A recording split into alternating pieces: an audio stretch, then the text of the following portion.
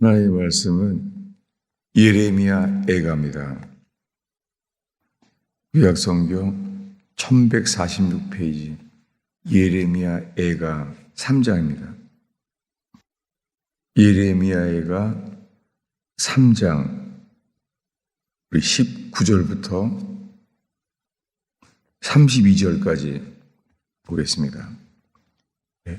예레미야 애가 3장 19절부터 우리 묵상하겠습니다. 내 고초와 재난 곧 쑥과 담즙을 기억하소서. 내 마음이 그것을 기억하고 내가 낙심이 되오나 이것을 내가 내 마음에 담아 두었더니 이것이 오히려 나의 소망이 되었사함은 여호와의 인자와 긍휼이 무궁하심으로 우리가 진멸되지 아니함이니이다. 이것들이 아침마다 새로우니 주의 성실하심이 크시도소이다. 내 심령에 이르기를 여호와는 나의 기업이시니 그러므로 내가 그를 바라리라 하도다. 기다리는 자에게나 구하는 영혼에게 여호와는 선하시도다. 사람이 여호와의 구원을 바라고 잠잠히 기다림이 좋도다. 사람은 젊었을 때 멍에를 매는 것이 좋으니 혼자 앉아서 잠잠할 것은 주께서 그것을 그에게 메우셨음이라. 그대의 입을 땅의 티끌에 댈지어다. 혹시 소망이 있을지로다. 자기를 치는 자에게 뺨을 돌려대어 치욕으로 배불릴지어다. 이는 주께서 영원하도록 버리지 아니하실 것임이며 내가 비록 근심하게 하시나 그의 풍부한 인자하심에 따라 긍휼히 여기실 것임이라. 아멘. 우리가 오늘 새벽에 예레미야 애가를 보게 됐어요. 처음에는 나라를 위해서 기도하게 하셨어요. 대한민국이란 나라가 아주 어렵죠. 수상궁처럼 어수선하고 아하수에로 왕처럼 나라를 제대로 이끌지 못하고 있습니다. 그런데 주님을 바라게 하셨어요. 이 예레미야 애가는 나라가 망하게 됐습니다. 지금 이스라엘이 나라가 멸망하게 되어서 예레미야 애가가 예레미야의 눈물이잖아요. 슬픔이잖아요. 그런데 이런 나라의 슬픔과 절망 속에서도요, 놀랍게 베풀어 주시는 것은 주님의 인자하심이에요. 여러분, 나라가 어려워도 그분의 인자하심을 주님은 바라게 하십니다. 이 예레미야에게 주님의 인자하심이 소망인 거예요. 여호와의 인자하심. 이것은 우리가 시편에 가장 많이 보고 있는 말씀이에요. 뭐냐면 주의 인자하심을 노래하는 거예요. 여러분, 왜 이스라엘이 전쟁 중에 주의 인자하심을 바라게 되었죠? 지금 이 예레미야 때도 마찬가지입니다. 이 예레미야에서 주의 인자하심을 의지하게 된 것이 시편에 다윗이 의지한 그 인자하심이에요. 사울왕이 10년 동안이나 자기를 죽이려고 하는데 나라의 왕이 죽이려고 하니 그가 갈 때는 광야밖에 없었습니다. 근데 그 광야에서 다윗은 주님만을 바라게 되었죠. 아무도 도울 수 없는 상황 속에서 주의 인자하심을 바랐더니 놀랍게 다윗을 노래하게 만든 것이 주의 인자하심입니다. 그래서 솔로몬 왕이 성전을 봉헌할 때도 이 노래를 부르게 해요. 주의 인자하심이. 그때로부터 이스라엘 나라가 멸망하게 되었는데도 예레미야는 이 예레미야의 슬픔 속에 주의 인자하심을 의지하게 되었습니다. 그 상황은 이렇습니다. 오늘 읽은 19절에 내 고초와 재난 곧 쑥과 담즙을 기억하소서. 쑥과 담즙. 인생을 주님이 쓰게도 만드십니다. 예. 인생을 씁쓸하게 쑥과 담즙을 허락하시기도 합니다. 내 마음에 그것을 기억하고 인생의 고초와 재난, 쑥과 담즙을 기억하고 낙심하게 되었는데요. 21절에 말합니다. 이 쑥과 담즙, 이 고초와 재난을 내 마음에 담아 두었더니 그것이 오히려 소망이 되었사오면, 주님은 이런 분입니다. 인생에 쑥과 담즙, 재난과 고초가 있는데도 그것을 마음에 담아두었더니 오히려 소망이 되었사오면, 그 이유는 주님의 인자하심 때문입니다. 22절에 소망으로 바꾸게 만드는 것은 여호와의 인자와 긍휼이 무궁하심으로 우리가 질면되지 아니함이니이다. 지금 이 절망 속에서 여호와를 바랐더니 주의 인자하심과 긍휼하심이 소망이 된 거예요. 제가 오늘 이 새벽에 이 주님의 긍휼이 인자하심이 소망인 것을 꽃처럼 이렇게 누리게 되었습니다. 23절에 말합니다. 이것들이 아침마다 새로우니 주의 성실하심이 크도소이다. 천지를 창조하신 주님께서 아침마다 우리의 인생을 새롭게 하세요. 그래서 다윗은 새벽을 살게 하셨고 아브라함도 새벽을 살게 하셨어요. 주님을 믿는 사람들이 깨어날 때 정말 새벽을 살게 하세요. 주님이 말합니다. 이 요한계시록 마지막 장에도 가면은 예수님이 직접 말합니다. 나는 광명한 새벽별이다 라고 말씀하십니다. 왜 그래요? 저는 새벽에 걸어올 때면은 이 특별히 이제 가을이 넘어가잖아요. 그러면 이 어두운 새벽에요. 하늘에 하나밖에 없어요. 새벽별, 모닝스타. 그럴 때마다 정말 예수님은 광명한 새벽별이시다. 왜냐하면 변하지 않아요. 새벽에는 언제나 똑같아요.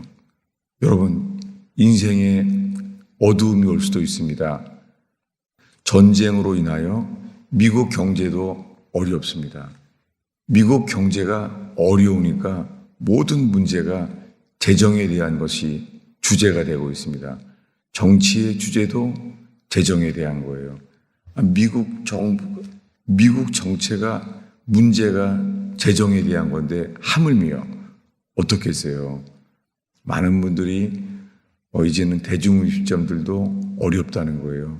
그 경제의 어려움이 신문을 보지 않아도 뉴스를 안 봐도 느끼는 거예요. 서민들도.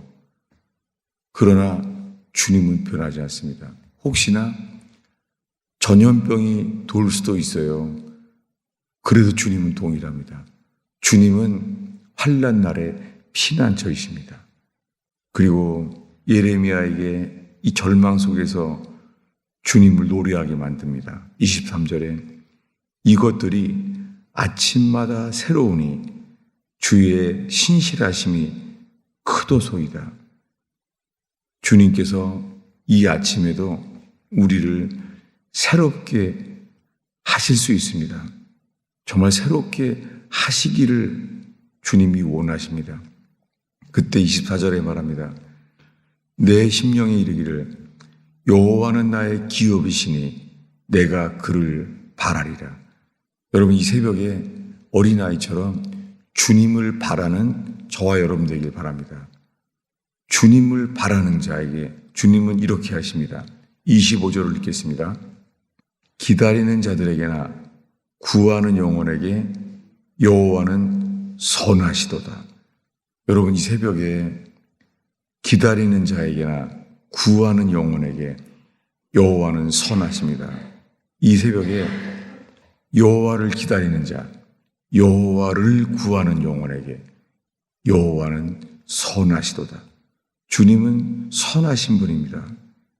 그래서 그분을 바랄 때에 주님은 또한 회개로 이끄세요. 뭐냐면 29절입니다. 읽겠습니다. 그대의 입을 땅에 티끌에 댈지어다. 혹시 소망이 있을지로다. 나라가 멸망하는 예레미야 애가의 눈물 속에 답은 소망은 회개예요. 그대의 입을 땅에 티끌에 댈지어다. 혹시 소망이 있을지로다. 자기를 치는 자에게 뺨을 돌려대어 치욕으로 배불릴지어다. 예레미야에게 이런 일들을 허락하셨어요. 그를 낮추셨어요. 그리고 그는 낮아졌어요. 그대의 입을 땅에 티끌에 댈지어다.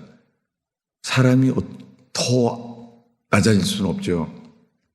입술을 땅에 먼지에 티끌에 댔다는 거예요. 우리가 티끌이잖아요. 사람이 지어진 것이 티끌로 지어져서 먼지로 돌아가잖아요. 우리들의 부족함을 보게 하시는 거죠. 그럴 때 주님은 우리에게 말씀하십니다. 오늘의 마지막 구절인데요. 33절입니다. 읽겠습니다. 주께서 인생으로 고생하게 하심은 근심하게 하심은 본심이 아니시리로다. 예, 저도 주님의 징계와 주님께서 버림당한 것처럼 그런 것을 몇 년 동안 경험했잖아요. 그런데 그 속에서 언제나 징계와 채찍 중에서도요, 주님의 인자하심은 선한 분이에요. 주님은 선하신 분이에요. 저의 전생에 경험하게 되는 것은 주님은 선하신 분이에요. 주님은 좋으신 분이고 선하신 분이에요. 이 세상에서 주님의 선하심으로 인하여 주님은 우리를 기다리시고 인도하십니다. 우리 신약 성경을 하나 더 보겠습니다. 왜냐하면 로마서 2장입니다. 이 주님의 인자하심은 이 예레미야의 애가에서 보여주신 인자하심은 로마서에서도 동일합니다. 로마서 2장 우리 4, 5절입니다. 로마서 2장 4절 한 절을 읽겠습니다. 읽습니다.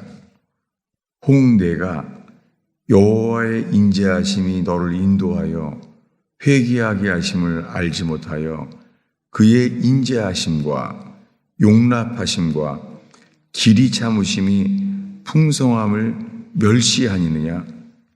이 로마서 2장에 와서요, 이렇게 책망하는 거예요. 주님의 인자하심과 용납하심과 길이 참으심이 풍성함을 내가 멸시하느냐. 뭐를 멸시하는 거죠? 멸시하는 것은 2장 1절입니다. 읽겠습니다. 그러므로 남을 판단하는 사람아, 누구를 막론하고 내가 핑계하지 못할 것은 남을 판단하는 것으로 내가 너를 정죄함이니 판단하는 내가 그것을 행함이니라. 여러분, 우리가 누구를 판단할 때 주님은 우리에게 알게 하세요. 너의 판단받는 것으로 너도 판단을 받는 것이라는 거예요. 여러분, 우리가 누군가를 판단한다면 주님은 말해요. 너도 판단을 받는다. 이게 산상수훈에 있잖아요. 이 판단에 대해서 말하기를요, 동일한 일을 행하기 때문에 판단하는 것으로 내가 너를 정죄함이라는 거예요. 그런데 이것을 붙여서 보지를 못했어요. 뭐냐면 이렇게 판단하는 자가 하나님께 심판을 받게 되죠. 그런데도 주님은 참으신다는 거예요. 4절에 내가 하나님의 인자하심이 너를 인도하여. 여러분, 주님이 인자하심이 우리를 인도해요. 세상에서 가장 유명한 말씀이 뭐죠? 시편 23편이에요.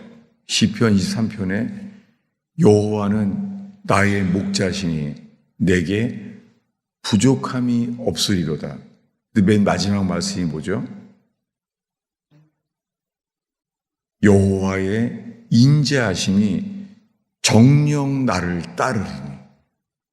다윗은 사울 왕이 자기를 죽이려고 하는 질투 속에서도 알았어요. 여호와는 나의 목자시니 사망의 음침한 골짜기로 다닐지라도, 사울 왕이 죽이려고 하는 그 골짜기를 다닐지라도 여호와의 인자하심이 정녕 나를 따르리니. 여러분, 마귀는 우리를 막습니다. 주의 인자하심이 없다고 우리의 혼을 속입니다. 우리의 혼들은 실망하고 낙심할 수 있습니다. 그러나 이 새벽에 아침마다 새로워지는 주의 인자하심 앞에서는 저와 여러분 되기를 축원합니다. 주의 인자하심이, 오래 참으심이 우리를 회개의 길로도 인도하십니다. 기도하겠습니다. 아버지 하나님, 이 새벽에 저희가 기도할 때 주님만을 바라나이다. 우리의 혼이 우리의 상황을 보지 않게 하시며 먼저 주님만을 바라보나이다. 주의 선하심과 인자하심과 오래 참으심이 저희를 아침마다 새롭게 만드는 주님을 찬양합니다. 우리가 듣지 않아야 될 것을 듣지 않게 하시며 보지 않아야 될 것을 보지 않게 하셔서 주님만 보게 하옵소서. 주의 인자하심으로 새롭게 되는 아침의 복을 허락하소서.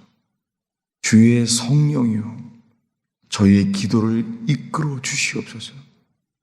내 상황 따라 기도하지 않게 하시며 주의 성령이여 저희의 생각과 마음을 이끄소서. 예수님의 이름으로 축원하옵나이다.